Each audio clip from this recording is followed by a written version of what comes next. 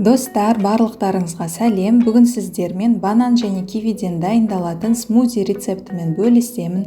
Киви қосылған бұл сусын иммунды жүйені нығайтып, ағзаны тазартып, жүйке жүйені жақсартып қана қоймай, сонымен қатар бойыңызға күш-қуат пен энергия сыйлайды. Міндетті түрде дайындап көруге кеңес беремін.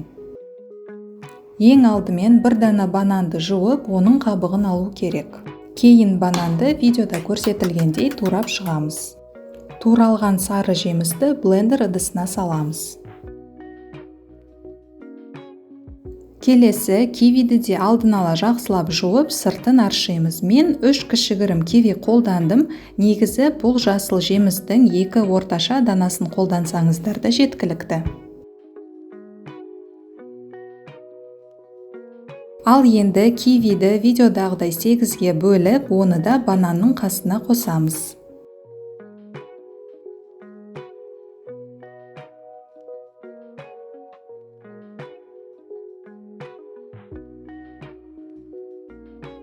Ал қазір смузиге жақсы дәм беру үшін оған 2 шай қасық бал қосамыз. Егер сіздерде бал болмаса, оның орнына қант қолдансаңыздар да болады. Соңында жемістерге 1 стақан айран құйып, блендер арқылы 1 келкі болғанша жақсылап араластыру қажет.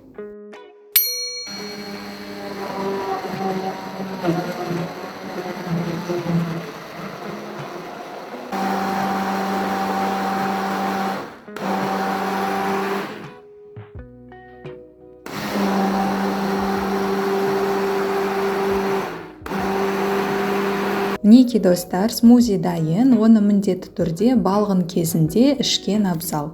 Достар, рецепт сіздерге пайдалы болған болса, лайктарыңызды аямаңыздар, менің каналыма тіркеліп, тағы да көп рецепттердің көрермені болыңыздар. Видеоны қарағандарыңыз үшін сіздерге үлкен рахмет. Келесі кездескенше аман сау болайық.